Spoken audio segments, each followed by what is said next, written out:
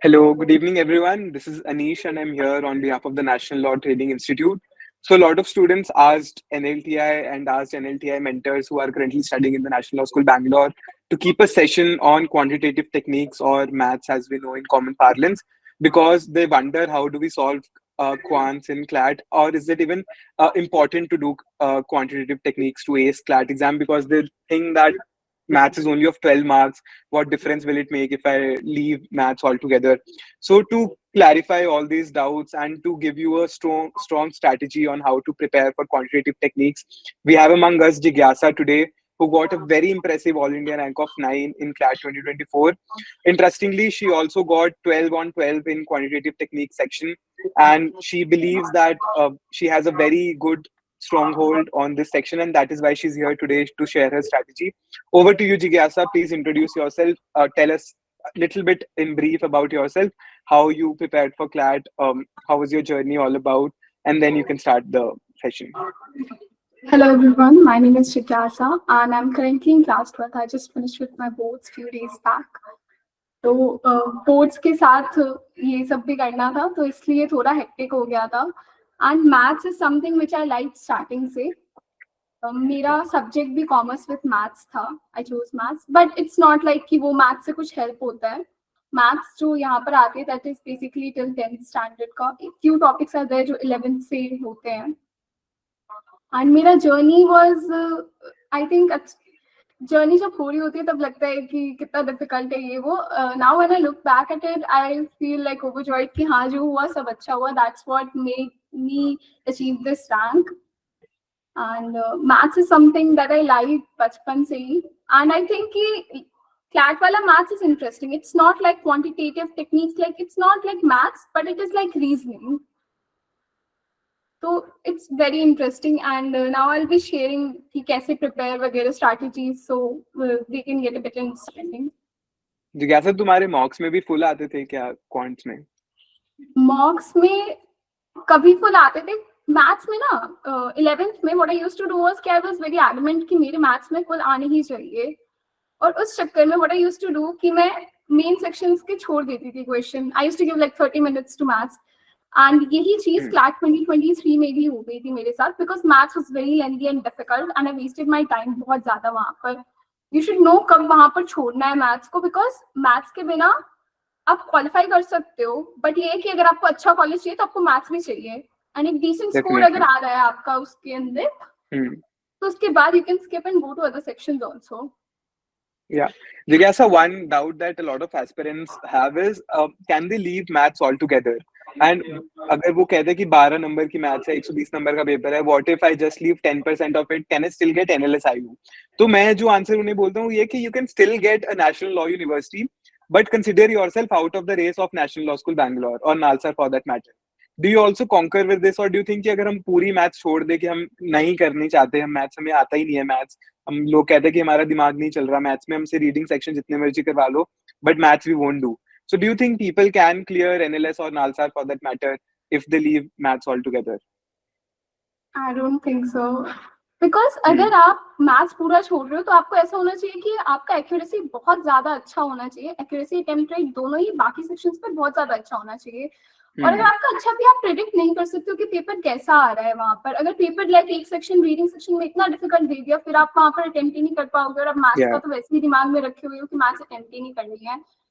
और मैथ्स में वैसे भी आपको जैसे आपने बोला कि NLU मिल सकता है लेकिन वो फाइनल जो NLS वाला है या फिर टॉप 3 टॉप 5 चाहिए तो वो नहीं हो पाता है. एंड ऑल्सो अगर आप एक सेक्शन छोड़ दोगे तो आप वैसे ही अंडर कॉन्फिडेंट हो जाओगे बहुत ज्यादा कि हमें तो ये सेक्शन आता ही नहीं है. Definitely. So Jigyasa, there is one question in the chat box. Did you appear for CLAT 23 as well as your dummy attempt? Yes. What rank did you get in CLAT 23? I got a rank of like 1028. As I said, I messed up because of maths. Right. Okay. So even I appeared for CLAT 2020. That was the first time when pattern got changed. I got a rank of 7700 in my dummy attempt. but when I gave a ultimate, like my final attempt, I got a rank of 17. So like, do not worry about what rank you get in your dummy attempts. This is for general information.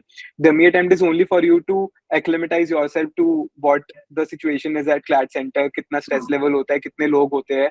But your dummy attempt rank will not justify what you get in your ultimate final rank. Over to you, Jigyasa. You can start sharing your strategy. Please help students. Please give them थोड़ा सा ज्ञान की maths कैसे clear करना है, because a lot of students are very helpless and clueless of how to go about QT strategy. Okay, so this is what I've planned for today. First, we'll be doing like an overview, कैसा रहता है, quantitative techniques, क्या difficulty level वगैरह, syllabus, how to prepare, how to attempt, PYQs, and then mixture and allegation. I've chosen one topic, and मैंने ये topic इसलिए choose किया because this is something जो 10th तक के syllabus में नहीं है, मतलब ये थोड़ा अलग है और ये रीजनिंग टाइप का है टॉपिक, तो इसलिए I thought that this will be fun. Overview ज्यादा डिफिकल्ट नहीं है, जैसा पहले बात कर रही थी मैं कि 10 तक का सिलेबस है, तो डरने वाली बात नहीं है. मोस्टली लोग इसीलिए छोड़ देते हैं मैथ्स को कि मैथ्स आती नहीं है, बट ये जैसे मैंने बोला ये रीजनिंग टाइप के क्वेश्चन आते हैं एंड बेसिकली ज्यादातर आप क्वेश्चंस देखोगे it's just percentages and ratio and proportion. Mostly इसी टाइप के क्वेश्चंस आते हैं और लाइक लीनियर इक्वेशंस वगैरह बनाकर इजीली हो जाएगा solve, even if you don't know the formulas. अगर आपको डिफिकल्टी हो रही है फॉर्मूलाज रिमेंबर करने में, all you need to do in maths is practice. जितना अच्छा प्रैक्टिस करोगे आपका स्पीड बढ़ेगा, एक्यूरेसी बढ़ेगा. दिस इज समथिंग जो मैंने गलती कर दी थी, मैं प्रैक्टिस ज्यादा नहीं करती थी because I used to be like कि मैथ्स है ये तो आता है मुझे, बट इसकी वजह से मेरी सिली मिस्टेक्स बहुत ज्यादा हो जाती थी. या फिर लाइक लैंग्वेज वगैरह मैं जनरली पढ़ रही होती थी और कुछ वर्ड्स मिस हो गए, फिर वो थोड़ा गलती हो जाता था. अगर आप जितना ज्यादा प्रैक्टिस करोगे उतना बेटर होगा वो. फिर सिलेबस जैसे मैंने बोला. Jigyasa, just a minute. Sorry to interrupt you. So I'll be leaving the meeting. When you are done, just end the meeting. It will get recorded automatically. Okay. Yeah. All the best. तो average and percentages और ratio and proportion, ये दो जो topics हैं ये सबसे अच्छे से करने हैं हमें, because these are the most recurring topics CLAT में. Profit and loss, compound interest, simple interest, mensuration के ज्यादा फॉर्म मतलब बेसिक वाले आते ही हैं, और लाइक एरिया, पेरीमीटर और वॉल्यूम, ये 3 चीजें हो जाए ठीक है. स्पीड, टाइम एंड डिस्टेंस, ये मैंने क्लैट में तो एज सच नहीं देखा है ज्यादा क्वेश्चन इससे, बट मैंने मॉक्स में काफी देखे हैं. और इसके जो क्वेश्चन होते हैं उसमें आपको लाइक रिलेटिव स्पीड वगैरह से भी मैंने 1-2 जगह देखे, तो वो आपको थोड़ा पढ़ना पड़ेगा. कर लो तो सेफ साइड पे सही रहेगा. अपस्ट्रीम डाउन स्ट्रीम वो टाइम एंड डिस्टेंस की तरह ही होता है. और ये दो जो टॉपिक्स है to be on the safe side मैंने लिखा है, ये है जो 10 तक के सिलेबस से थोड़ा बाहर है, सेट्स एंड प्रोबेबिलिटी. तो सेट्स जो है आपको आप like general x y terms लेकर भी कर सकते हो, वेन डायग्राम्स बनाकर हो जाएगा, but if you know sets it will be easier for you. But ये आप स्टार्टिंग में प्रायोरिटी नहीं रखो, पहले आप ये जो टॉपिक्स यहाँ पे मैंने लिखे हुए हैं 7 ये कर लो पहले, फिर उसके बाद आप इधर आ सकते हो. प्रोबेबिलिटी में प्रोबेबिलिटी करना लाइक मैंने क्लास में नहीं देखा है क्वेश्चन वैसा, बट एज अ सेट पहले मॉक्स में मैंने देखा है, तो अगर सेफ रहोगे प्रोबेबिलिटी भी कर लोगे. एंड पीएनसी के भी मैंने क्वेश्चंस देखे हैं, परम्यूटेशन एंड कॉम्बिनेशन के. Probability and permutation and combination is kind of similar, तो वो साथ साथ हो जाएगा. तो this is the syllabus and how to prepare. तो मैं पहले अपना बता देती हूँ कि how I used to prepare for maths. As a set कि मेरे कॉन्सेप्ट्स काफी क्लियर थे पहले से, तो what I used to do was कि मैं सिर्फ प्रैक्टिस करती थी, एंड प्रैक्टिस भी मैं ज्यादातर मॉक्स देती थी. Like I used to give like 3 mocks a week, तो उससे हो जाता था. एंड एंड टाइम में तो I used to give like 5-6 mocks a week, या फिर अगर मॉक नहीं भी दे रही हूँ I used to attempt it as sectionals. तो उसी से मेरी मोस्टली प्रैक्टिस हो जाती थी, बिकॉज उसमें काफी वैराइटीज ऑफ क्वेश्चंस रहते थे. बट इफ यू स्टार्टिंग से, अगर आप स्टार्टिंग से स्टार्ट कर रहे हो मैथ्स का प्रिपेयर, तो आप पहले कॉन्सेप्ट्स पे ध्यान दो, कॉन्सेप्ट्स क्लियर कर लो अपने. उसके बाद अगर आपको प्रैक्टिस करनी है तो फिर different books you can try, like RSMs. अगर आप कोई कोचिंग में हो इनरोल तो आप आरएसएम्स वगैरह जो मिलेंगी आप वो ट्राई कर सकते हो. एंड कॉन्सेप्ट्स के लिए you can go to YouTube वगैरह, वहाँ पे classes like just search topic आपको मिल जाएगा बहुत सारा. या फिर अगर कोचिंग में हो इनरोल तो well and good. There are books also. मैंने ये बुक्स नहीं यूज की हैं, बट आई हैव हर्ड कि ये अच्छी हैं, तो I thought that I recommend it to you all also. And R S Agarwal की बुक्स ऐसे इन जनरल मेरे को अच्छी लगती हैं. I have used their logical reasoning का, that's nice. Advance approach to data interpretation, DI के क्वेश्चंस. क्लैट में कभी भी कोई क्वेश्चन ऐसे डायरेक्ट नहीं आता है, सारे के सारे डीआई पर ही रहते हैं. आपको डेटा इंटरप्रेट करना पड़ता है, वो काफी कॉमन रहता है, तो इसलिए इस टाइप के क्वेश्चंस करना will be beneficial. Magic book on quicker maths, इसके अंदर कंसेप्ट्स भी रहते हैं एंड ट्रिक्स भी रहेगा साथ साथ. And this is one thing, मैं स्टार्टिंग में अपनी प्रिपरेशन की काफी ज्यादा अपने टीचर्स को बोलती रहती थी कि सर मुझे ट्रिक्स बताओ कि कैसे हम तेज कर ले सकते हैं maths. But the thing is कि आप वो ट्रिक्स याद रखोगे, वहां पर एग्जाम में इतना प्रेशर होता है कि वो ट्रिक्स याद रहती नहीं है. आप जितना ज्यादा प्रैक्टिस करोगे तो वो आपको याद हो जाएगा, सही है. तो बट मेरे साथ ये होता था कि एग्जाम हॉल में I used to be like कि अब जो आता है मैं प्रॉपर मेथड से ही करती थी. बस ये था कि प्रैक्टिस इतनी कर रखती थी कि वो प्रॉपर मेथड से भी पास हो जाता. एंड जैसे ये टेबल 1 to 20 ये लर्न हो जाए काफी अच्छा है, बिकॉज एग्जाम हॉल में आप वो अगर आप 19 into 354 कर रहे हो तो आप एक एक डिजिट करके करोगे, बहुत लेंथी हो जाएगा and it will get messy also. जब आप पेपर अटेम्प्ट करो try to be as clear as possible, because आपको कभी कभी रेफर करना पड़ेगा किसी स्टेप को. अगर आंसर आपका सही नहीं आ रहा तो आप पता कैसे करोगे कि आपकी गलती कहाँ है. तो जो रफ वर्क भी है थोड़ा नीट होना चाहिए, एंड उसके लिए भी अगर आपको टेबल्स लर्न है it will help. Squares learn होने चाहिए एंड क्यूब्स लर्न होने चाहिए. ये 3 चीजें आप सबसे पहले ये कर लो, उसके बाद try attempting questions, it will help कि फास्ट हो जाती है. ट्रिक्स भी आपको अगर लगे सही तो आप करो. अगर आपको लगता है कि यू विल रिमेम्बर दिस, कुछ ट्रिक्स इवन आई यूज, जैसे परसेंटेजेस वगैरह को ऑलरेडी दिमाग में, so if it is 20% then just remember कि 20% इज 1/5. फ्रैक्शन में ऐसे लर्न कर रखा है, कुछ कॉमन परसेंटेजेस होते हैं. तो वैसी चीजें आप जैसे जैसे प्रैक्टिस करोगे तो आपके दिमाग में बैठ जाएंगी. Magic book on quicker maths, a modern approach to logical reasoning, advanced approach to data interpretation by R.S. Agarwal. ये 3 books मैंने इनके बारे में काफी अच्छे रिव्यूज सुने हैं, तो I think you can try if you're doing self study for maths. Coaching modules and mock series. Mock I think works best because modules भी आप यूज करोगे तो उसके अंदर ऐसे रहता है कि एक टॉपिक से फिर क्वेश्चंस दे रखे हैं. अगर आप मॉक सीरीज अटेम्प्ट कर रहे हो तो उसमें काफी डिफरेंट टाइप्स ऑफ क्वेश्चंस रहते हैं, अनप्रेडिक्टेबिलिटी रहती है, तो इसलिए I think mock series works best. और प्रैक्टिस मोड, जितना ज्यादा प्रैक्टिस हो सके. कॉन्सेप्ट्स उतने डिफिकल्ट नहीं है, सारे इंटररिलेटेड कॉन्सेप्ट्स हैं, बट प्रैक्टिस ज्यादा से ज्यादा करनी है. It will improve your speed, और आपका जो सिली मिस्टेक्स वगैरह होती हैं वो भी काफी रिड्यूस हो जाएंगी. एंड कॉन्सेप्ट्स जो आप याद कर रहे हो वो भी ज्यादा अच्छे से आप रिटेन कर पाओगे, और आपका कॉन्फिडेंस बढ़ेगा मैथ्स में. That's the main thing.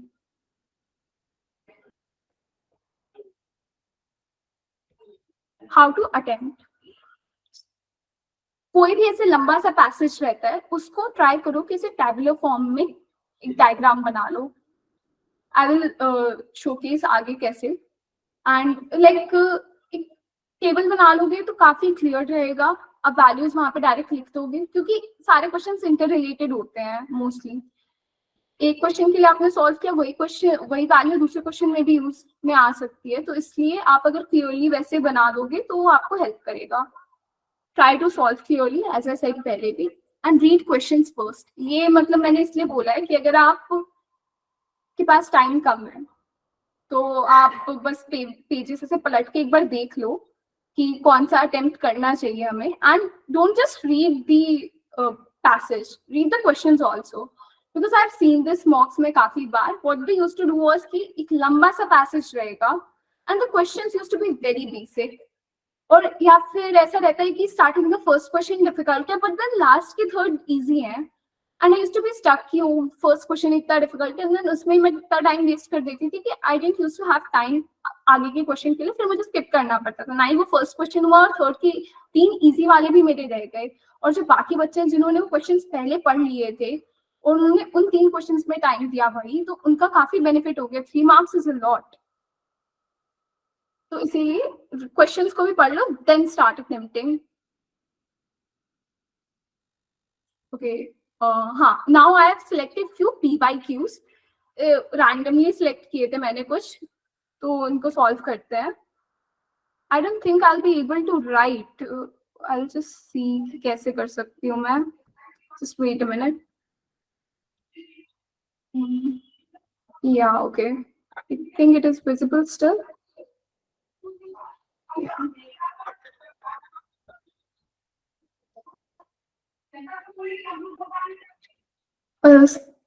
Subhodeep Datta has asked, can you please tell me the sources from which you practice maths? As I said कि मैं ज़्यादातर मॉक से करती थी प्रैक्टिस, तो लाइक ऐसे बुक्स मैंने उतनी रेफर नहीं की थी उसके लिए। मॉक्स एंड क्लासेस में जो होता है उसमें I used to be attentive. How to attempt, ये हो गया था। Now let's start with PYQs। ये क्लैट 2023 का है PYQs, एंड क्लैट 2023 का maths was very difficult and काफी डिफरेंट था, but this one set it was ऐसा सेट कि आप 3 मिनट में कर सकते हो, बहुत इजी, बहुत जल्दी होने वाला था। तो यही करना है आपको जब आप मैथ्स अटेम्प्ट कर रहे हो, एक बार पूरा पहले देख लो। ऐसा नहीं है फर्स्ट क्वेश्चन से स्टार्ट करना, जरूरी नहीं है, टाइम खा लेता है आपका वो, और फिर एंड वाले क्वेश्चन जो इजी रहते हैं वो छूट जाते हैं। तो यहाँ पर दिया हुआ था हमें कि average weight of the player after selecting one player from each group is 680। Wait, I'll just insert.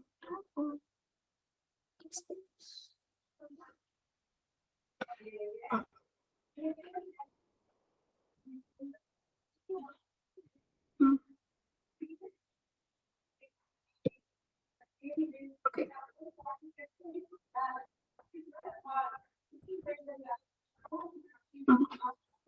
यहाँ पर लिखा हुआ है average weight of the players after selecting one player from each group is 68 kg। 10 groups हैं and average weight is 68 kgs।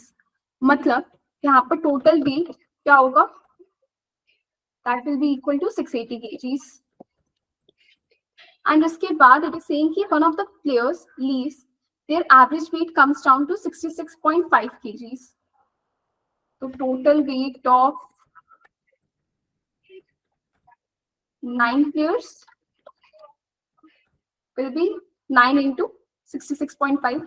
I am assuming you know the formula। formula होता है average का, तो टोटल लाइक एवरेज वेट अगर निकालना है हमें, तो total weight upon total number of objects या फिर टोटल नंबर ऑफ प्लेयर्स वो करेंगे। ठीक है, यहाँ पर टोटल वेट 680 आ गया हमारा, एंड यहाँ पर total weight of 9 players will be 9 into 66.5।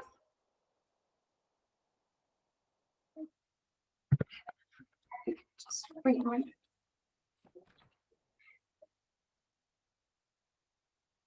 598.5 kg। या एंड इट इज, और ये जो एक प्लेयर गया है उसका नाम is S, named S, leaves the team.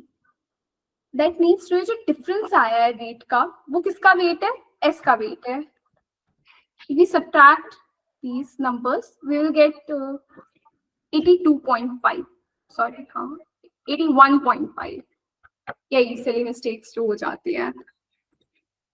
81.5। Now let's see कि 81.5 कौन से यहाँ पे वेट ग्रुप में आएगा। 81.5 नाइन्थ में आ रहा है, 80 kg to 84 kg वाले में, सो B is our answer।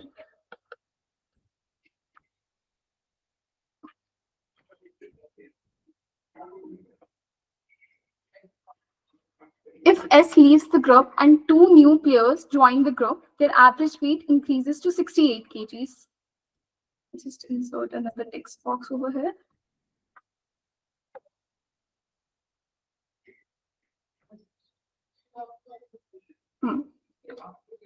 S leaves the group.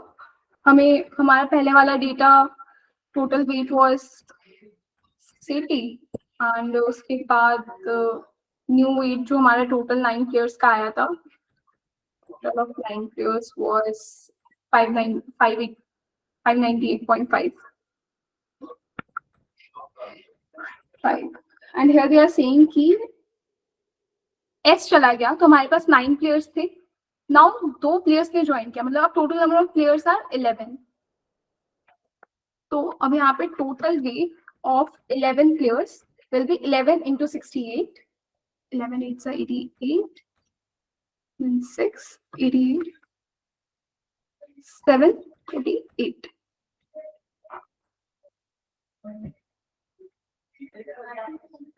Yeah, सही है, 748 kgs. Now ये जो 2 नए प्लेयर्स आए हैं इनका वेट क्या होगा?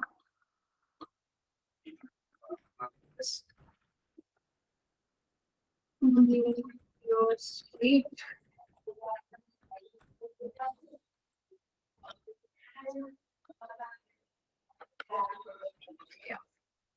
It will be 149.5 kgs. और यहाँ पे हमसे पूछा है कि इनमें कौन से ग्रुप के वो प्लेयर्स नहीं हो सकते हैं, राइट?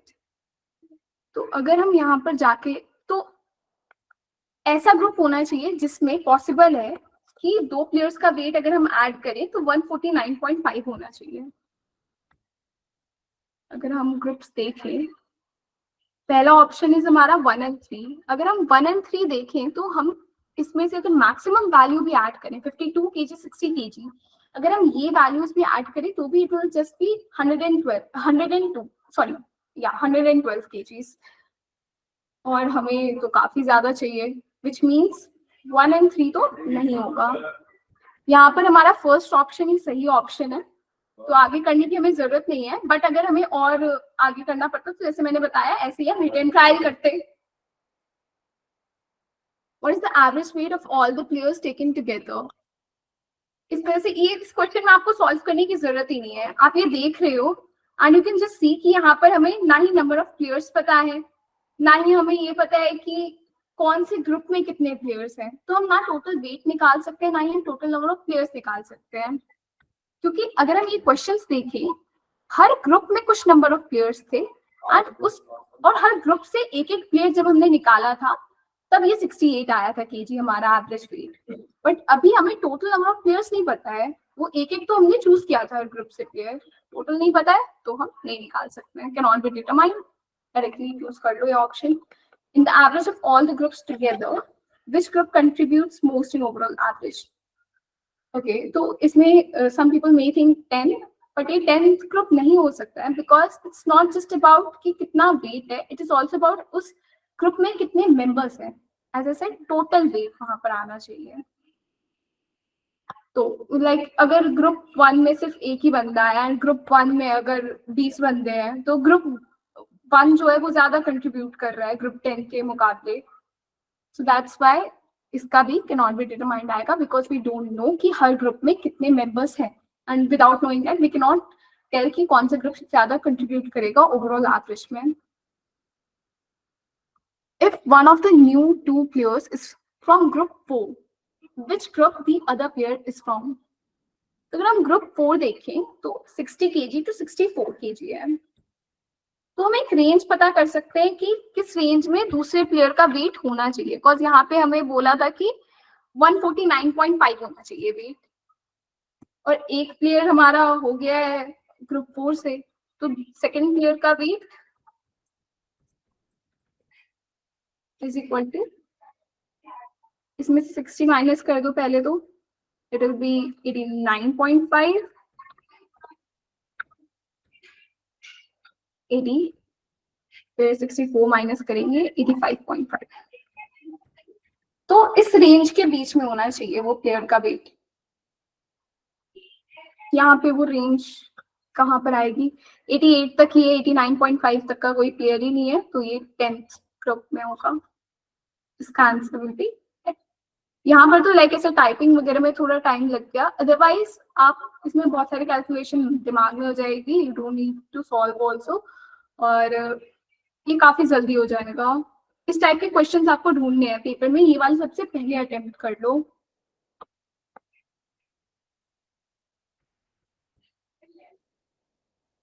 दिस इज क्लैट 2022 का। जैसा मैंने पहले बोला था, इस टाइप के क्वेश्चंस में आपको बनाना चाहिए एक टेबल। इतना बड़ा पैसेज है, आप ऐसे वैल्यूज लिखते जाओगे बहुत मेसी हो जाएगा। जस्ट इंसर्ट एक टेबल यहाँ पर। हाँ, okay. I think it's not visible ऐसे। वेट, आई जस्ट एक नई स्लाइड इंसर्ट कर देती हूँ इधर।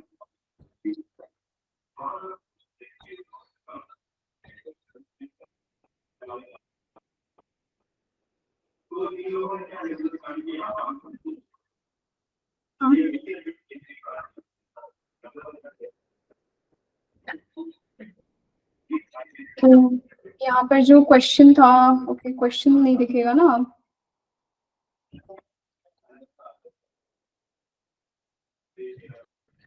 हमारे पास PQRST है।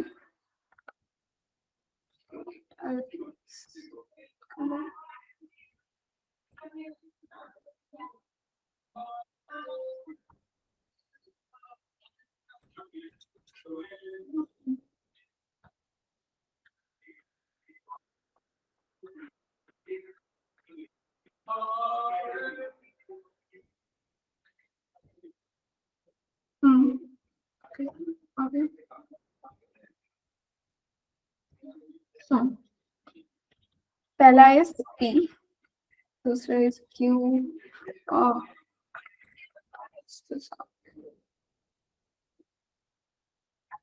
EQ,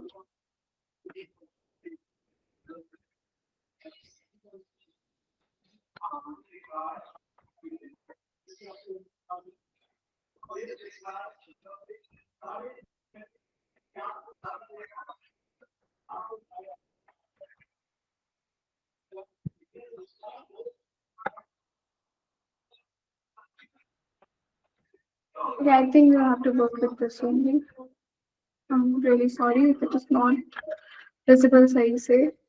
PQRST, this is how हमने एक बार एक जगह पे लिख लिया कि क्या क्या प्रोडक्ट्स वो बना रहे हैं। देन उसके बाद वी नो कि P जो है यहाँ पे लिखा हुआ, P इज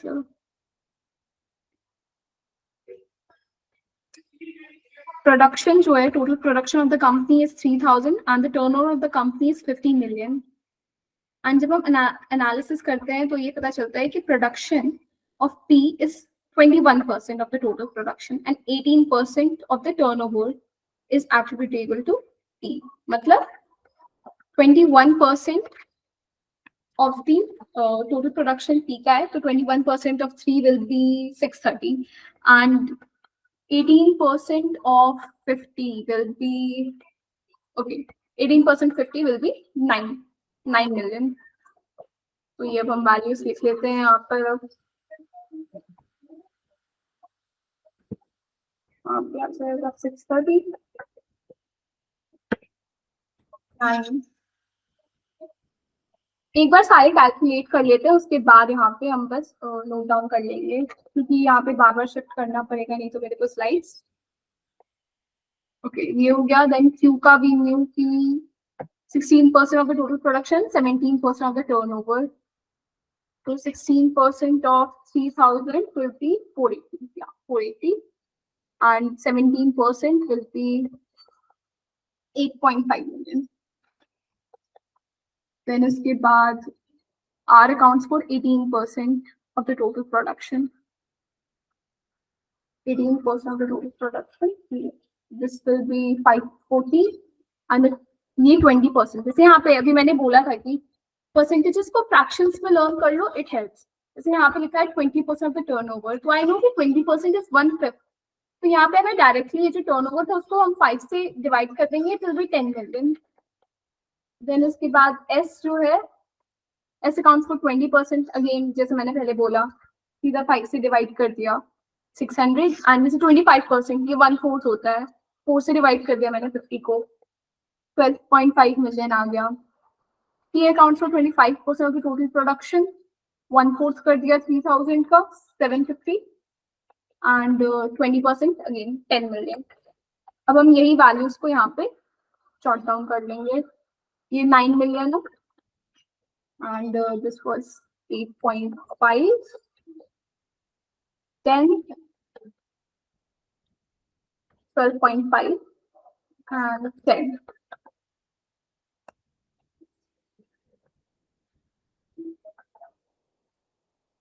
इधर था हमारा 480, 540, 700 and 730. Now let's take a look at the questions. What is the percentage of profit earned from sale of R if the expenditure incurred on production of R is 15,000 per ton? हमें वहां पर ये तो पता है कि यहाँ पर 9 मिलियन है टोटल से, यहाँ पे हम निकाल लेते हैं कि कॉस्ट प्राइस कितना पड़ा है पूरे का, हमें सेलिंग प्राइस पता ही है, यहाँ पे हम निकाल लेते हैं सीपी क्या पड़ेगा। और सीपी एक प्रोडक्ट का नहीं निकाल रहे हैं, हम डिवाइड कर सकते थे बट आई प्रेफर मल्टीप्लिकेशन, तो इसलिए मैं क्या करूंगी, यहाँ पर 15,000 पर टन है, हमें पता है कि कितने टन है, 630 है, 630 नहीं है सॉरी, ये आर है ना, आर का बस 540 टन है, 540 टन है, तो मैं इसको मल्टीप्लाई कर दूंगी 15,000 को 540 से, 540, 15, 15 4 66, 15 5 75, 86, 81, yeah. It will become 8.1 million. तो हमारा प्रॉफिट, I'll just write यहाँ पर भी ताकि easier हो understanding में, yeah. Let's see, will be 5, sorry, 540 into 1 5 6 8.1 million. Profit is equal to 1.9 million. यहाँ पे हमारा प्रॉफिट एंड लॉस का कंसेप्ट आ जाएगा। प्रॉफिट एंड लॉस का formula is profit percentage is equal to profit upon CP into 100। We know यहाँ पे profit है 1.9 डिवाइडेड बाय 8.1, मिलियन का तो कुछ जरूरत ही नहीं है, तो डायरेक्टली 19/81 कर देंगे इनटू 100। अब इसको सॉल्व करना पड़ेगा, इसको तो डायरेक्टली मल्टीप्लाई ही करना पड़ेगा, तो मैं यहाँ पे साइड में कर लेती हूँ। 1900 divided by 81 go 2 times and about 3.46. So the answer will be 23.46. आप लोग एक बार कैलकुलेट खुद से भी कर सकते हैं। Which product has the highest selling price? As I said कि मैं डिविजन उतना प्रेफर करती नहीं हूँ, पर्सनली मेरी मिस्टेक्स हो जाती हैं डिविजन में हमेशा कुछ ना कुछ, तो इसलिए लेट्स टेक अ लुक कि हम एलिमिनेट कर सकते हैं क्या कोई ऑप्शन को।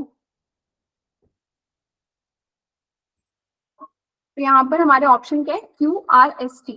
हमें यहाँ पर टोटल रेवेन्यू पता है और क्वांटिटी कितना बेचा है ये भी पता है, तो अगर हमें एक का निकालना है हम सिंपली डिवाइड कर देंगे उसे।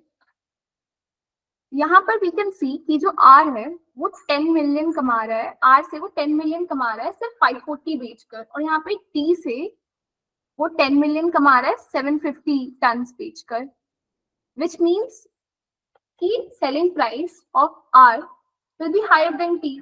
और यहाँ पे हमसे पूछा है कि सबसे ज्यादा किसका है, इसका मतलब टी का तो हो नहीं सकता है, तो टी एक एलिमिनेट हो गया हमारा ऑप्शन। ओके, अब एस पर चलते हैं। एस पर अगर हम देखें 12.5 डिवाइडेड बाई 600, ये 12.5 में इसको मिलियंस में ले लेती हूँ ताकि जीरो आसानी से कट हो जाएंगे। फिर 12.5 जीरो जीरो कट हो गया, तो हम 16 से इसको डिवाइड करेंगे। 208 3 okay, so the price coming is cost price coming is sorry cost नहीं है, selling price है ना ये, या हाँ selling price है ये 2833 आ रहा है इसका। इसका मैं यहाँ पर एक और ट्राई करती हूँ क्या आता है।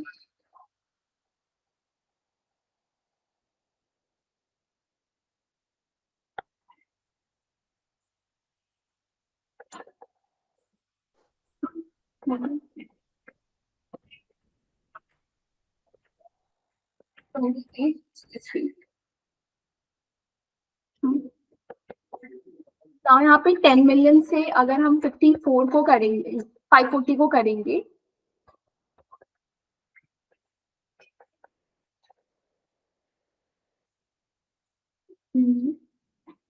ओके तो अगर हम 540 से करेंगे तो स्टार्टिंग में 2 से वो हो ही नहीं रहा है, वो 1 से करना पड़ेगा, विच मीन्स ये एस वाला हमारा हायर है। इधर से 20833 आ रहा है, उसमें 1 समथिंग आएगा, तो आगे करने का जरूरत ही नहीं है, वो नहीं होगा वैल्यू। देन इसके बाद क्यू में इट्स 8.5 मिलियन अपॉन 480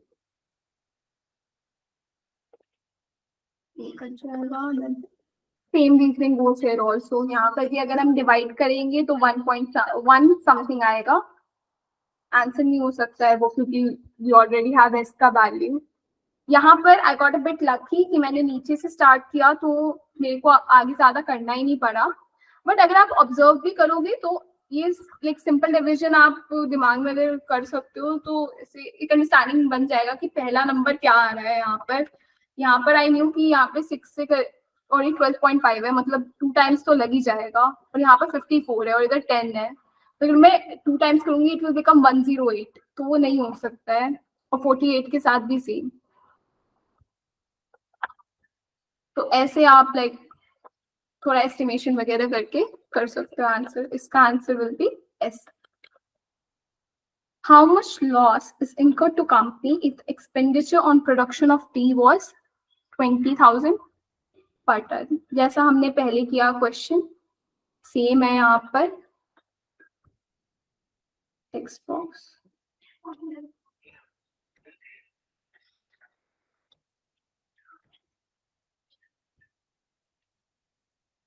तो वी नो कि इसका टोटल एसपी क्या है। टोटल सेलिंग प्राइस हमारा किसका पूछा है, टी का, so tea was 750। Okay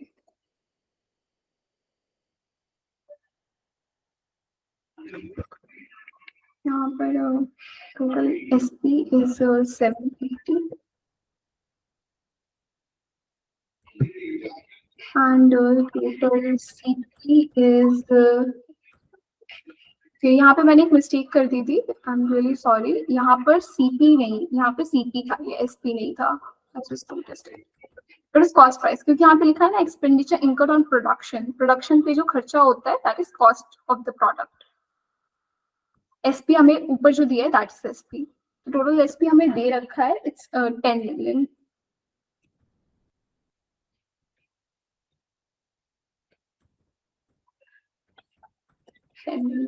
total CP यहाँ पर दे रखा है 20,000 into 750, it will become 20,000 into 750, 15 million।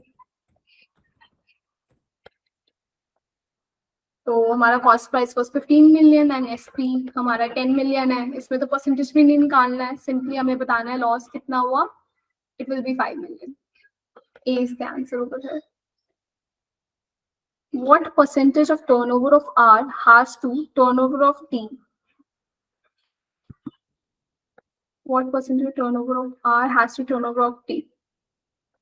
अगर हम R और T का टर्नओवर देखें इट्स सेम ओनली, तो यहाँ पर आपको फिर से कोई कैलकुलेशन करने की जरूरत नहीं है, सीधा सीधा 100% हो जाएगा, because both of them will get cancel, 100 आ जाएगा answer. What is the average selling price per ton of all products taken together? Okay तो यहाँ पे हमने ट्राई किया था कि हमें ना कैलकुलेशन करनी पड़े पूरी और टाइम बच जाए, बट इस क्वेश्चन में ये काफी लेंदी हो जाएगा ये वाला क्वेश्चन, बिकॉज इसमें हमें सबका सेलिंग प्राइस भी निकालना पड़ेगा. जैसे मैंने पहले बोला था, हमें यहाँ पे टोटल रेवेन्यू डिवाइडेड बाय कितना प्रोडक्शन किया था उस प्रोडक्ट का वो करना पड़ेगा, फिर उससे सेलिंग प्राइस निकालना पड़ेगा, उन सबको ऐड करना पड़ेगा एंड डिवाइडेड बाय 5 करना पड़ेगा उसे, तो हमारा एवरेज निकल पाएगा. यहाँ पर नाइस बेस है and it will get really lengthy. तो इस टाइप के क्वेश्चंस है, अगर आपके पास टाइम का कमी है यू कैन स्किप ये वाला क्वेश्चन, बिकॉज अगर आपके पास टाइम है तो definitely attempt it, because it is an easy question, like really easy basic formulas लग रहे हैं, बट इट इज लेंदी. इसमें जैसे मैंने बोला सिंपली ऐड करके करना होगा एंड यहाँ पर I don't think it will be possible to show उतना सारा कैलकुलेशन. तो I think will go to next question. I hope कि आप सबको समझ में आ गया है कि क्वेश्चन ये होगा कैसे सॉल्व.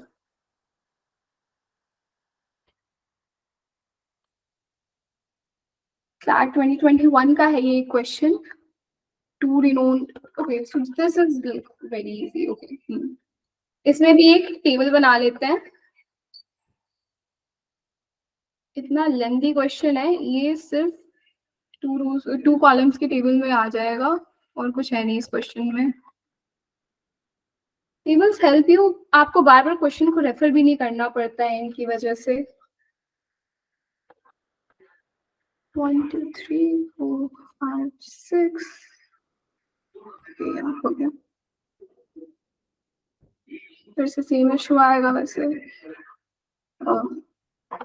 चलो चलते आगे. तो वी नो यहाँ पे एक पी आ जाए, एक पी है कंपनी, एक सी है. एक बार क्वेश्चन पहले Hello? पढ़ देते हैं पूरा. हाँ हाँ हाँ Hello? हेलो भैया. Will you please change the pen color?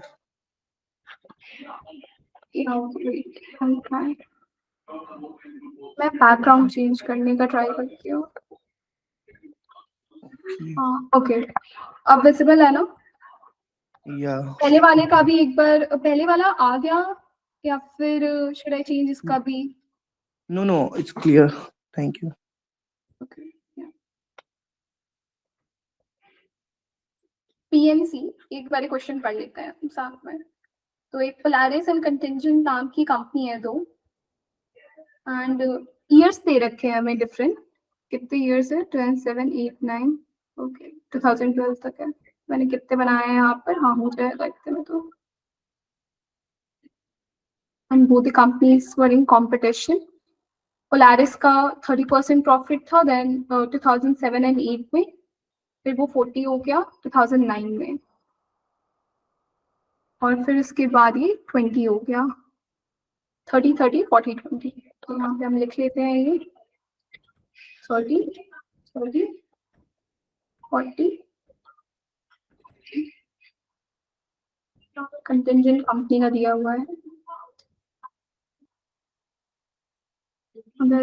Contingent open with 40% profit, 40 फिर उसका 35 हो गया, देन 30 हो गया. 40 35 30 40 35 30. देन उसके बाद क्या हुआ है, फिर प्रॉफिट सबके बढ़ गए हैं. Polaris increased its profit to 35%, फिर 50 35 50.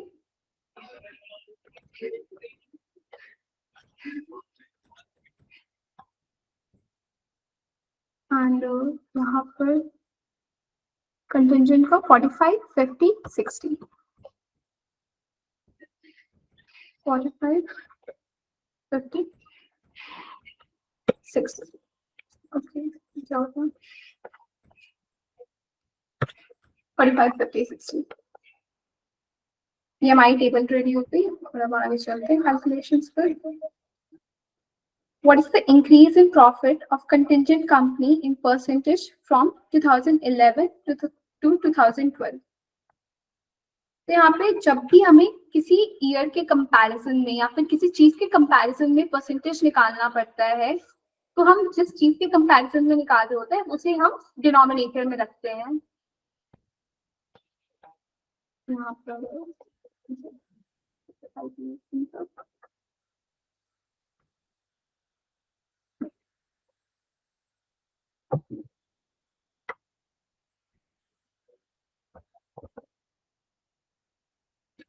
यहाँ पे इंक्रीज जो है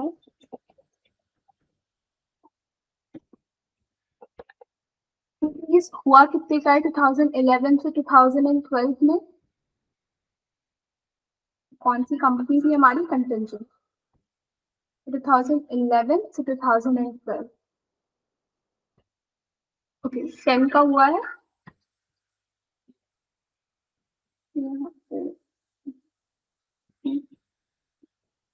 टेन प्रॉफिट और जिस ईयर के कंपैरिजन में 11 के कंपैरिजन में 11 का profit percentage is 50 into 100 percentage है, इंटू 100 कर देंगे हम, तो 50 और 100 डिवाइडेड बाय 52 आ जाएगा। 2 into 10 20%। 20%. First answer is B. What percentage of total profit making of Polaris in 2011-12 is total profit making of contingent company in 2007 and 8? Okay.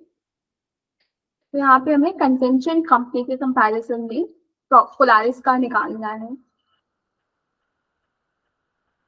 ठीक है, तो यहाँ पे हम पोलारिस का देखेंगे 2011 एंड 12 का सम क्या आ रहा है। 2011 एंड 12 का 85 आ रहा है एंड इधर से इसका कुछ यहाँ पे लिख सकती हूँ। और 2007-8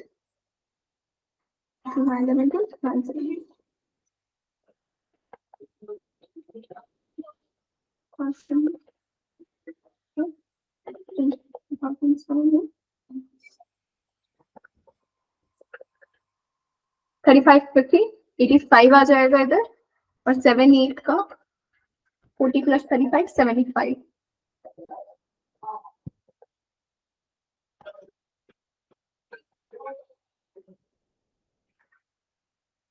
तो जैसे मैंने बोला जिसके कंपैरिजन में होता है वो नीचे रहता है डिनोमिनेटर में, तो यहाँ पर आ जाएगा हमारा 85 जो कि सम था total profit of Polaris in 2011 and 12 divided by 75 जो कि सम था total profit of contingent company 2007 and 8 into 100 कर देंगे हम। तो 25 से पहले हम इसको डिवाइड करेंगे। 25 3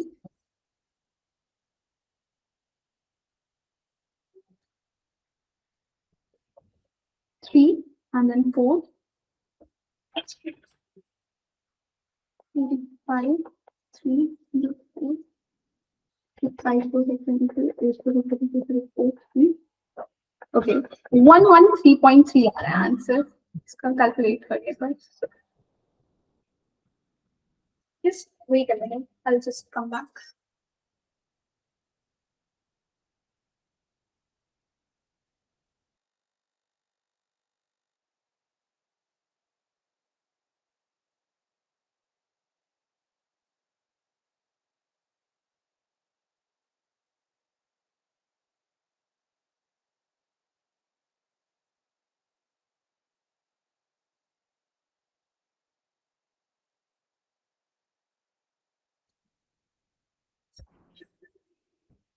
Hello? Yeah. Yeah. Am I audible? Yeah. Okay, 85 divided by 75 into 100, 113.3 आ जाएगा आंसर इसका। If the income of the contingent company in 2008 was 2,200 crore, what was its profit in 2009? तो इनकम का प्रॉफिट का पहले फॉर्मूला क्या होगा? हमारा जो कॉस्ट हुआ और जो इनकम होगा, रेवेन्यू जो है एंड जो कॉस्ट है उसको पहले हम डिवाइड कर सब्ट्रैक्ट करेंगे, तो हमें पता चलेगा हमारा प्रॉफिट कितना है। प्रॉफिट डिवाइडेड बाय जितना का हमारा कॉस्ट था इंटू 100। हमें 2009 का कुछ भी नहीं पता है, तो हम नहीं बता सकते हैं कि उसका प्रॉफिट कितना हुआ है। लाइक नंबर्स में हम नहीं बता सकते हैं कितना प्रॉफिट हुआ है, हमें यहाँ पर सिर्फ परसेंटेज पता है, तो वी डोंट नो कैसे होगा ये, can not be determined. What is the difference between the company with highest annual average profit percentage and that of company with the lowest annual average profit percentage? तो हमें add करना पड़ेगा P के सारे profit percentages को हमें add करना पड़ेगा 30, 30, 60, 40, 100, 120, 155.5, 2,205, तो ये हो जाएगा हमारा 205 डिवाइडेड बाय 5। मैं पहले कर ही नहीं रही हूँ डिवाइड, मैं बाद में करूंगी। एंड सी 40, 35, 75, 105, इधर 110, 150, 150, 200, 260।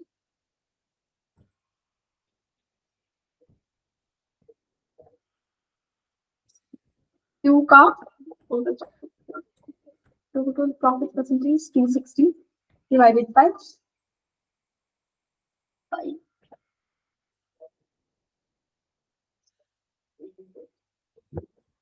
I think कि कहीं पर पूरी कैलकुलेशन मिस्टेक है, just check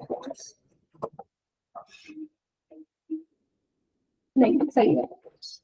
It's just that कि 6 years है 5 नहीं है।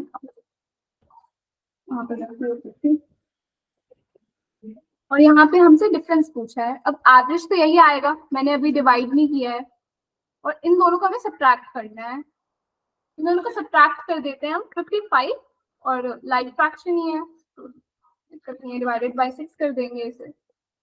55 डिवाइडेड बाय 6 करेंगे तो पहली टाइम में 9 से होगा, एक ही है नंबर यहाँ पे जो 9 से स्टार्ट है, तो सी है आंसर इसका। What is the percentage increase in the profit of Polaris company from 2010 to 2011? हमने जैसा पहला क्वेश्चन किया डिट्टो सेम है ये भी। 2010 में हम देख लेते हैं उसका क्या था प्रॉफिट, एंड 2011 में क्या था। 2010 में 20 था, देन उसके बाद 35 हो गया।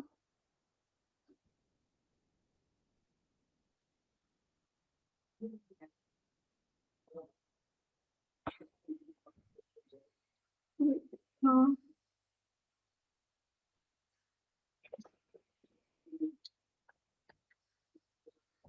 सही कंपनी का देख ना, हाँ पोलारिस का है। 2010 में है इसका 20, 35 परसेंटेज इंक्रीज हमें निकाल रहा है यहाँ पे, तो इंक्रीज परसेंटेज इंक्रीज जितने का इंक्रीज हुआ है 15 का हुआ है, डिवाइडेड बाय पहले वाला कितना था 20 इंटू 100 को करेंगे तो 100 divided by 25, 5 into 15 will be 75%। D is the answer. ये तो पी बाई क्यूज थे हमारे। उसके बाद अब हम आते हैं जो टॉपिक मैंने आज के लिए सिलेक्ट किया हुआ था, मिक्सचर एंड एलिवेशन। तो वैसे तो ये आप बिना फॉर्मूला के भी कर सकते हो, बहुत लेंथी हो जाता है देन आपको फिर एक्स वाई लेकर पूरा लीनियर इक्वेशंस बनाकर करना पड़ेगा। ऐसा सेट कि अगर फॉर्मूलाज लर्न करने में दिक्कत हो रही है बहुत ज्यादा तो आप वैसे कर सकते हो, बट बहुत लेंथी हो जाएगा। इन फ्लैट में थोड़ा फास्ट चाहिए हमें। मैथ इजी आता है लेकिन ये है कि जल्दी करना है हमें।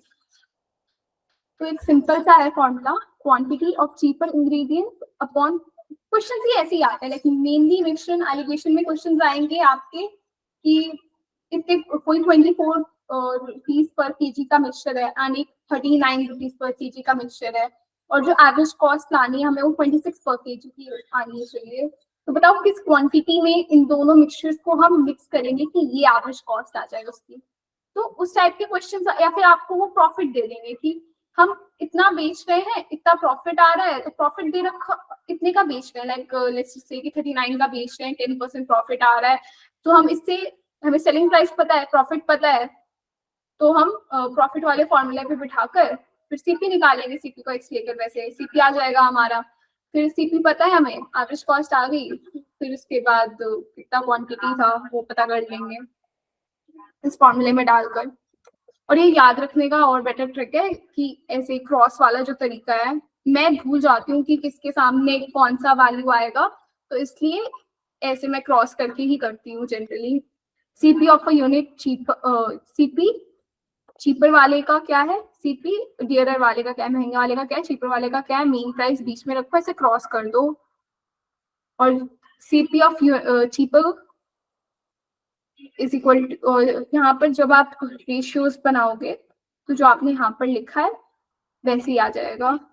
इसके ऑपोजिट यहाँ पे सीपी ऑफ यूनिट चीपर के सामने है चीपर क्वांटिटी, तो वैसे ही यहाँ पर भी आ रहा है, यहाँ पर भी वो है ऐसे ही, जैसे यहाँ पर है एकदम साफ साफ। और दूसरे टाइप ऑफ क्वेश्चंस रहता है रिपीटेड डाइल्यूशन के। इसमें एक चीज ध्यान रखनी है कि ये सिर्फ प्योर लिक्विड में हो सकता है। अभी आगे मैंने क्वेश्चंस रखे हुए हैं जिसमें कि प्योर लिक्विड नहीं है वो, तो उसमें हमें फिर से पूरा एक्स वगैरह लेके करना पड़ेगा, या फिर हमें ऐसे करना पड़ेगा कि मैं आगे क्वेश्चंस है मैं वो कराऊंगी तो वो क्लियर हो जाएगा। रिपीटेड डाइल्यूशन वाले क्वेश्चंस अगर हैं और प्योर क्वांटिटी है स्टार्टिंग में हमें बता रखी है, तो सीधा सीधा ये फॉर्मूला लगा देना है। और इस फॉर्मूला से कभी कभी होता है वो रेशियो पूछ रहे होते हैं कि इतनी बार डाइल्यूट कर दिया तो अब वैल्यू क्या आएगी, तो हमें रेशियो नहीं पता चलता है इससे, हमें इससे सिर्फ ये पता चलता है कि n टाइम्स अगर हमने डाइल्यूशन किया है किसी लिक्विड का, तो अब ओरिजिनल जो प्योर लिक्विड है उसका कितना क्वांटिटी बचेगा आफ्टर डाइल्यूशन उस लिक्विड उस मिक्सचर में। तो इसका x हमारा यहाँ पर होगा प्योर लिक्विड ब्रैकेट में 1 minus y upon x. y हमारा कितना लिक्विड हम उससे बाहर निकाल रहे हैं, कितना लिक्विड। डाइल्यूशन में क्या होता है कि 7 kg अल्कोहल है अगर एक लिक्विड में, फिर उसमें से हम 3 kg निकाल के फिर उसको वाटर से रिप्लेस कर दे रहे हैं, तो अब बताओ कि कितना रहेगा अल्कोहल हमारा जो नया मिक्सचर है उसके अंदर। तो ये तो काफी इजी सा हो गया, लाइक इस टाइप के क्वेश्चन। तो उसमें से जो 3 kg था वो हमारा y है यहाँ पर, कि कितना क्वांटिटी हम निकाल रहे हैं और रिप्लेस कर रहे हैं, दैट्स y। और number of times of dilution, कितनी बार डाइल्यूट कर रहे हैं उसे। ये एक था और एक था, 2 फॉर्मूलाज है, इसी पे पूरा हो जाता है। और अगर कोई डिफरेंट आता है तो लाइक वो भी इसी फॉर्मूला से हो जाएगा, या फिर आप एक्स वगैरह लेके एक वर्ड प्रॉब्लम की तरफ हो जाएगा वो सॉल्व। ये वाला क्वेश्चन है, in what ratio must a grocer keep mix 2 varieties of pulses worth ₹85 per kg and ₹100 per kg so as to get a mixture worth ₹92 per kg। तो यहाँ पर जैसे हमने अभी पढ़ा CP of dearer minus mean price, यहाँ पे और कहाँ इंसर्ट टेक्स्ट बॉक्स।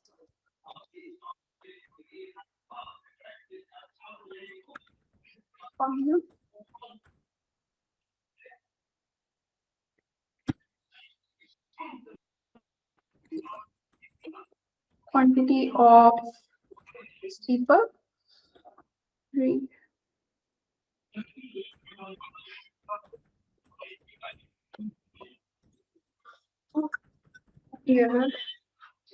इसका होता है D माइनस M।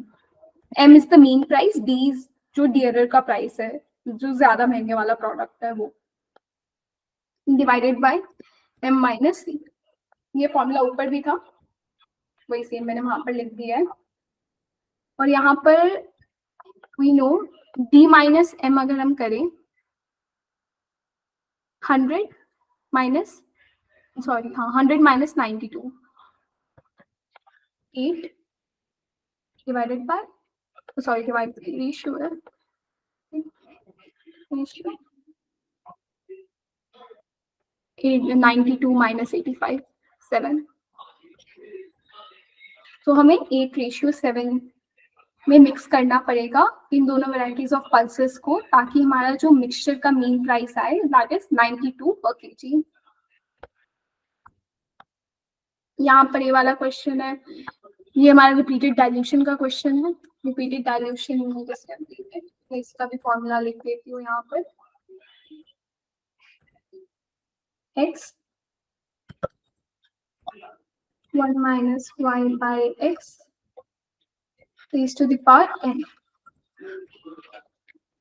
एक तो यहाँ पर x क्या है हमारा, 50 लीटर्स ऑफ मिल्क है, और इसमें सिर्फ मिल्क है, मतलब ये प्योर लिक्विड है।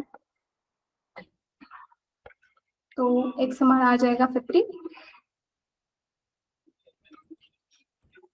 1 माइनस y, यहाँ पे कितना हम बाहर निकाल रहे हैं 8 divided bye x।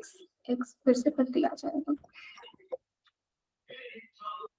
Is repeated 2 more times। तो यहाँ पर अगर आप एक बार ध्यान से पढ़ना चाहिए, यहाँ पर सिर्फ आप 2 more times पढ़ दोगे तो मे बी आप n की जगह 2 लिख दो, बट यहाँ पर एक बार ऑलरेडी हो चुका है, उसके बाद 2 बार और, तो यहाँ पे जो हमारा n आएगा दैट विल बी 3। राइट, तो उसके बाद तो ये बेसिक कैलकुलेशन है, 42 into 42 into 42, 50 into 50 into 50।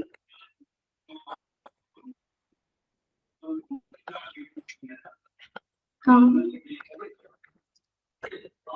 42 का क्यूब डिवाइडेड बाय 2500, ये कैलकुलेशन थोड़ी लेंथ हो रही है, आई जस्ट यूज अभी के लिए calculator because I am running short on time.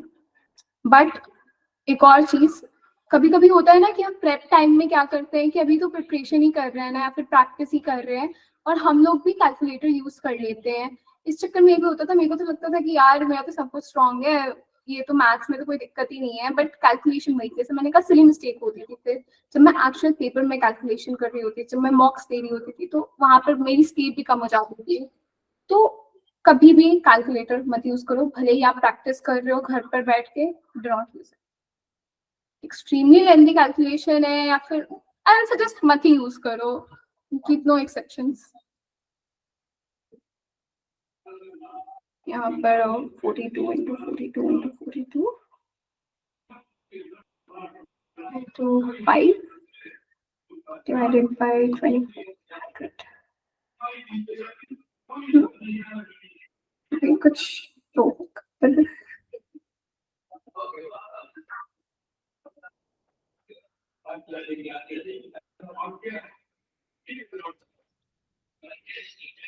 हाँ हाँ हाँ,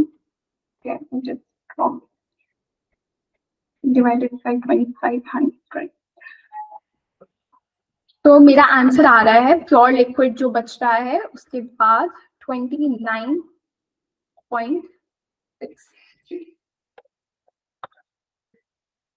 पेपर में कभी कभी आ जाता है लेंथी कैलकुलेशन करने वाले भी, तो पहले से ही प्रिपेयर करें। फिर 4 liters of milk takes up 20%।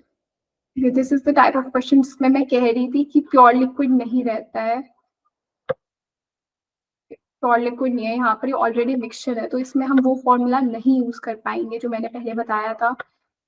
इसमें मैं बताती हूँ कैसे।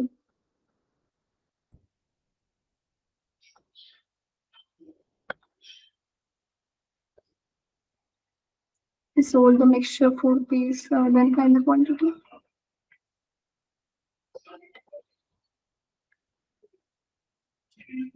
क्वांटिटी ऑफ मिल्क इसमें कितना है हमारा,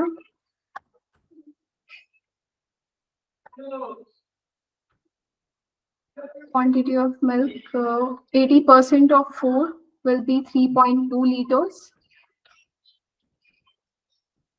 and 20% milk का quantity is 0.8 and यहाँ पर 20% ही women जो औरत है वो 20% रिप्लेस कर रही है। तो जो 20% मिक्सचर उसने निकाला उसमें कितना क्वांटिटी मिल्क का होगा वो हमें देखना है। मिल्क इन 20%, काफी रफली लिख रही हूँ जल्दी जल्दी में, तो 20% ऑलरेडी लूँ 0.8 है, तो 0.8 इंटू 80% इसका 0.8 into 0.8 will be 0.64. So 0.64 है मिल्क का quantity in 20% of the milk, which means water का इसमें है 0.16. ठीक है, अब बोला है हमें कि 20% जो निकाला उसके बाद रिप्लेसमेंट में सिर्फ वाटर डाला है, तो अब जो हमारा टोटल क्वांटिटी ऑफ मिल्क था वो 4 लीटर्स में, उसमें से हम माइनस कर देंगे 0.64.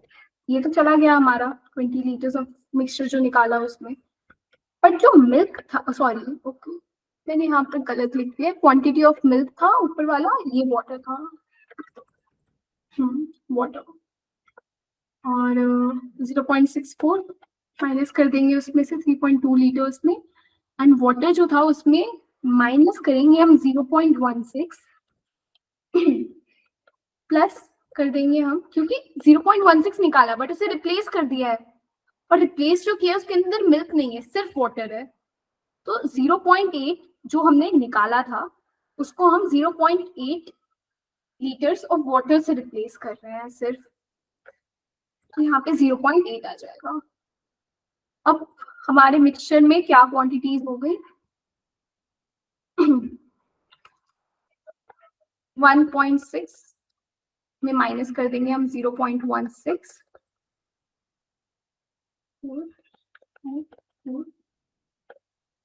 1.44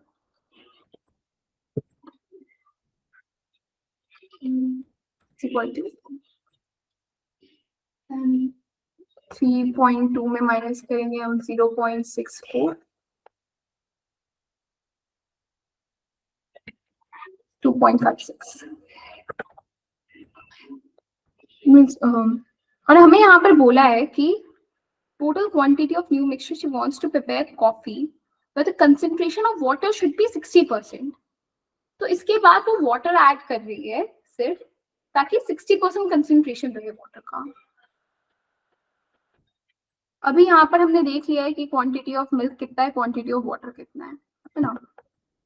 अगर 60% वाटर है मतलब 40% तो मिल्क होगा उसके अंदर, है ना. वाटर का क्वांटिटी अभी फिर से चेंज होगा, तो इसलिए मिल्क वाला तो स्टैग्नेंट ही रहने वाला है, तो इसलिए मैं मिल्क वाली क्वांटिटी के साथ कर रही हूँ. लेट तो कर देंगे हम अमाउंट ऑफ वाटर जो ऐड करेगी x. तो जो हमारा पहले टोटल क्वांटिटी था वो 4 लीटर्स था, बट अब जो टोटल क्वांटिटी हो जाएगा that will be 4 plus x, and इसका 40% of 4 plus x is equal to, हमें पता है 2.56 है. अब इसको हम सॉल्व कर लेंगे. 2.56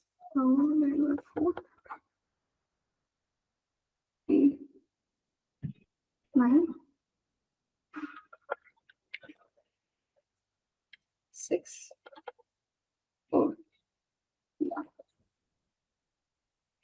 हमारे पास आ जाएगा 6.4 is equal to 4 plus x, और ये 40% जो है ये दूसरी साइड जाएगा, 40/100 100/40 हो जाएगा.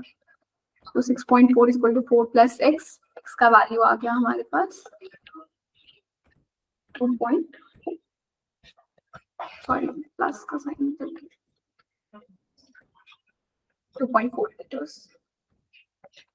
B is the answer. 2.4 liters water उसे ऐड करना पड़ेगा if she wants the concentration of water to be 60% in the new quantity of liquid. A farmer mixes 2 varieties of rice, price rupees 36 per kg, rupees 24 per kg in the ratio 1:2 respectively. इसमें we can do like this 36:12.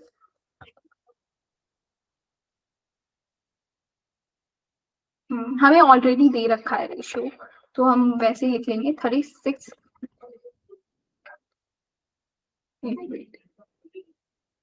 in the ratio 1:2. He sold the mixture for rupees 2100 to earn a profit of 25%. Then find the quantity of rice. Okay.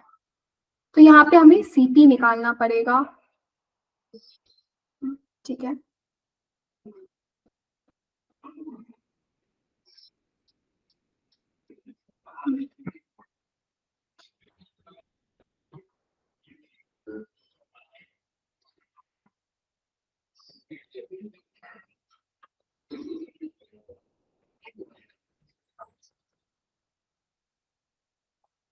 ये क्या होगा, 24 minus x upon 36 minus x.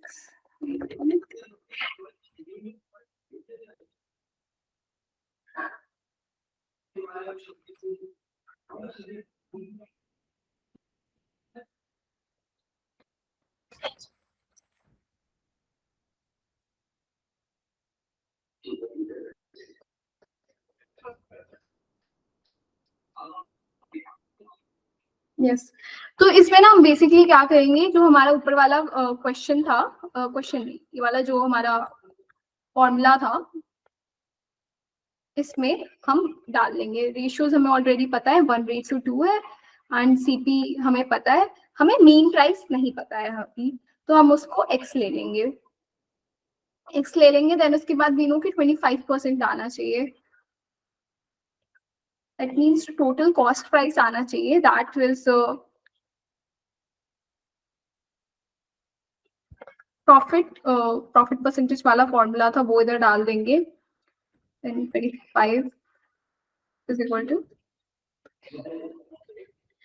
एक ये तो ऐसे कर सकते हैं आप 25% फिर पूरा फॉर्मूला डालकर, और यू कैन डू इज कि आप सीधे ऐसे कर लें कि 125% of x is equal to 2100, because इतने का प्रॉफिट हो रहा है, मतलब इतना एक्स्ट्रा है, तो 100% तो पूरा हो जाता है, लेकिन 25% एक्स्ट्रा है उस चीज का, तो इसलिए सीधा 125% of x is equal to 2100 कर लें।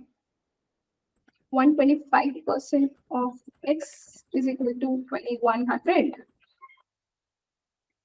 Then 2100 into 100 upon 125, 25, 4, 2, 0, 6. मतलब हमारा टोटल का जो कॉस्ट प्राइस आ रहा है that is equal to 163.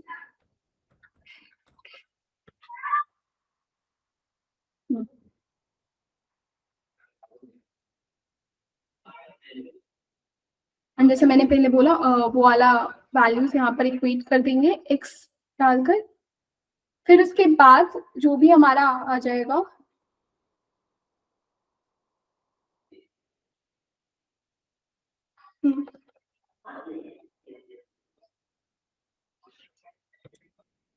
x minus 24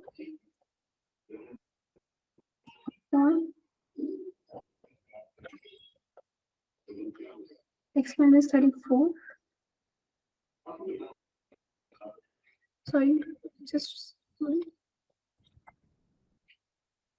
36 minus x is equal to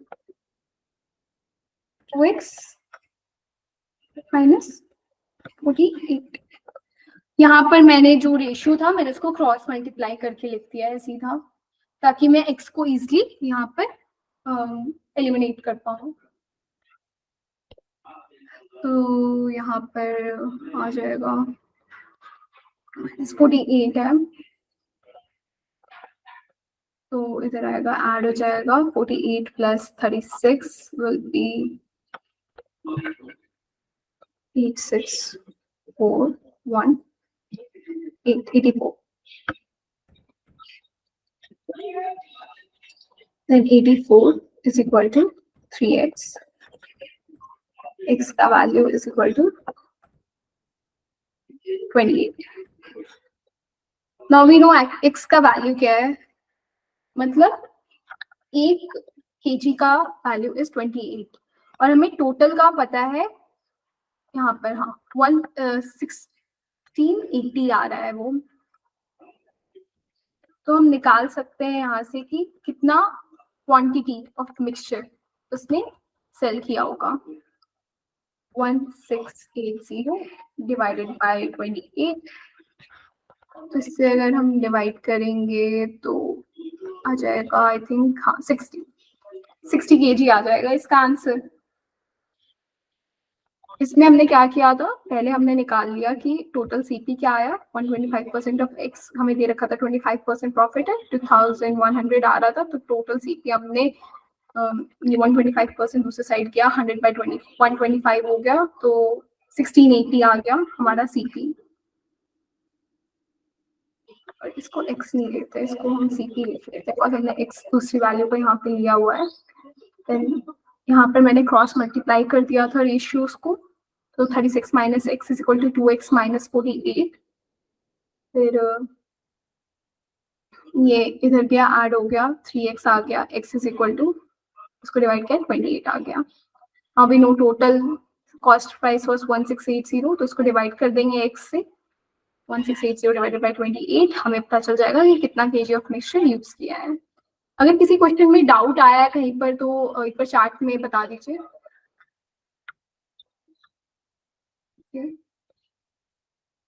hello, किसी क्वेश्चन में किसी को doubt? No, all clear. Thank you. Okay.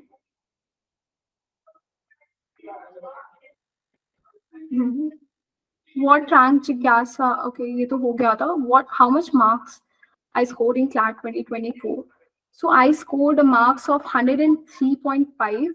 Actually it was 105.5, but उसके बाद final answer की में it got 103.5. Can you please tell me sources? I already told the sources.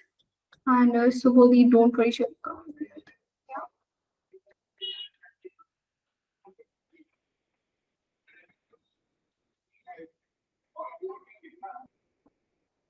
I don't think I'll be the right person to advise whether preparing for UPSC will be good or not at this level. But I have seen many students, few of my batchmates only, who have an affinity towards civil services and wants to prepare for that. And I also think कि law आपको benefit ही करेगा UPSC के preparation में। तो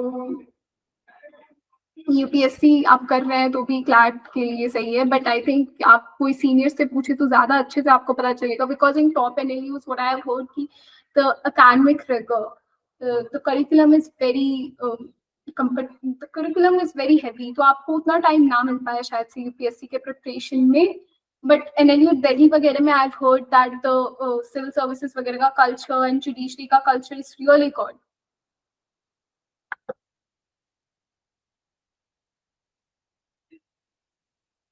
How to increase reading speed? Reading speed, पहला बात कि active reading करना चाहिए एंड घर पर भी काफी रीडिंग करो एंड डाइवर्स रीडिंग। एक टाइप की अभी आपके पास काफी टाइम है तो ट्राई करो कि जितना ज्यादा बुक्स वगैरह हो पाए, नॉवेल्स वगैरह, या फिर नॉवेल्स नहीं भी पढ़ने में इंटरेस्ट है, न्यूज़पेपर्स पढ़ो काफी जितना हो सके उतना। एंड ट्राई गिविंग मॉक्स, या फिर मॉक्स नहीं भी दे रहे हो ना तो फिर सिर्फ जो उनके पैसेजेस होते हैं, अगर आपको लगता है कि किसी एक कोचिंग के मॉक्स के जो पैसेजेस हैं आपको दिक्कत हो रही है उन्हें समझने में या कुछ, तो उस कोचिंग के उतने ज्यादा आप रीड करने का ट्राई करो पैसेजेस। आपको एक थोड़ा फेमिलियरिटी हो जाएगा उस टाइप, या फिर आपको कोई टॉपिक लाइक जैसे मेरे को साइकोलॉजी वगैरह टॉपिक या थियोलॉजी वगैरह से जो टॉपिक्स आते थे उनमें मेरे को दिक्कत होती थी पर्सनली।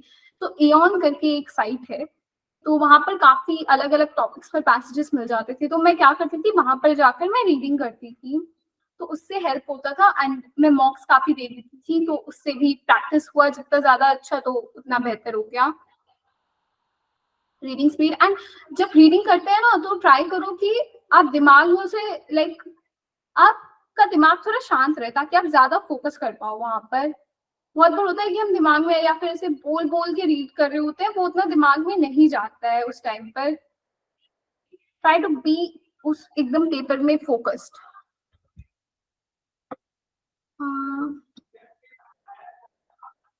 ऐसा कोई स्कोर नहीं है जो to get into top 20 NLUs, because if you see this time like जो स्कोर्स है इतने ज्यादा वेरी हुए हैं, लाइक AIR 9 एंड AIR 10 have the same scores, and ऐसा मतलब बहुत ज्यादा हुआ है। 1.5 मार्क्स पर हंड्रेड्स में स्कोर चेंज हुए हैं, और उतने में तो पूरा एक कॉलेज भर जाएगा। तो अच्छा, अंडर AIR 20 वो भी श्योर नहीं है कि क्या होगा। जैसे इस साल का पेपर वॉज रियली इजी, तो इस साल के पेपर में 108 आए हैं टॉपर के 118 में से, तो वो काफी हाई एक्यूरेसी हो गया। बट लास्ट ईयर का अगर हम देखें तो I think it was around 116। तो इट डिपेंड्स पेपर के डिफिकल्टी लेवल पर। मॉक्स में भी सेम केस होता है। अगर आप देखो कभी इजी पेपर है तो आपके ज्यादा आ सकते हैं, डिफिकल्ट होता है, like same goes with me also. मेरे ऐसा भी हुआ है कि I used to be top 5 top 10 में, बट कभी पेपर इतने ज्यादा डिफिकल्ट आ जाते थे, I used to be like क्यों मेरा ही नहीं हो रहा, और इस चक्कर में I used to get really nervous anxious, और फिर पेपर पूरा खराब कर देती थी, एंड 50s में भी चले गए हैं स्कोर एक दो बार। तो आपको बस ये ध्यान रखना है कि डिफिकल्ट है, सबके लिए डिफिकल्ट है, सबके ही स्कोर्स नीचे आएंगे अगर डिफिकल्ट पेपर आया है, तो no need to worry about that. Be true to yourself, cheating वगैरह नहीं करना, एंड बस अच्छे से पेपर करो, मॉक्स तो अच्छे से। How to get Aditya Birla scholarship? So Aditya Birla scholarship में जितना अभी मेरे को पता है दैट इज की टॉप 20 जो सीरियल नंबर से हैं हर कॉलेज में, वो टॉप 5 और NLU दिल्ली, ये जो 6 कॉलेजेस हैं इनमें जो टॉप 20 सीरियल नंबर से बच्चे हैं वो एप्लीकेबल होते हैं आदित्य बिरला स्कॉलरशिप के लिए। देन इसके बाद there is like a 3 tier process, ऐसे वगैरह, it's a long process, and अभी तक I don't have the full info, but it is not just scholastic, it is also about co-scholastic areas. वो काफी आपको review वगैरह करेंगे, interview भी होगा। Anything else? एंड ये वैसे भी आपका कॉलेज भी स्टार्ट हो जाएगा, you will have a lot of time, आप उसके बाद भी अपने सीनियर्स या फिर अपने पीयर्स से इस सब के बारे में बात कर सकते हैं। अभी तो लाइक प्रेप पे फोकस करें, because this happens in I think August to September, Aditya Birla scholarship. Okay, I don't think anyone has any other doubt. I don't know about this. अभी तक हमारे बैच का स्कॉलरशिप का कोई ऐसा इंफॉर्मेशन नहीं आया है, तो आई डोंट नो। बट यहाँ पर मेरिट NLS की खुद की मेरिट स्कॉलरशिप है, मेरिट नहीं सॉरी नीड बेस्ड स्कॉलरशिप है, मेरिट बेस्ड नहीं है कॉलेज की, नीड बेस्ड है। तो उसमें यू कैन अप्लाई, एंड उसमें आई थिंक स्टाइपेंड भी है। You can get all this info on NLS का website.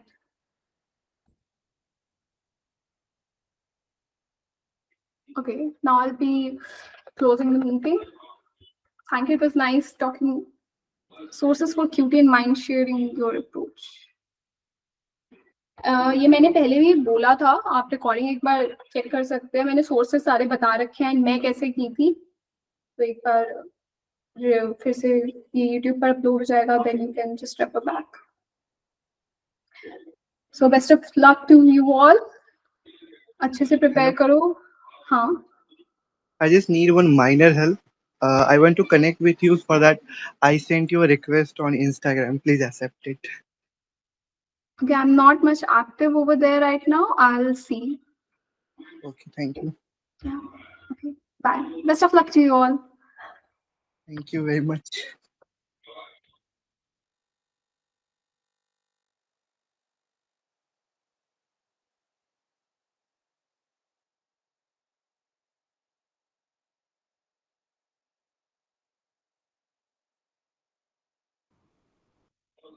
I don't think the call ended for everyone.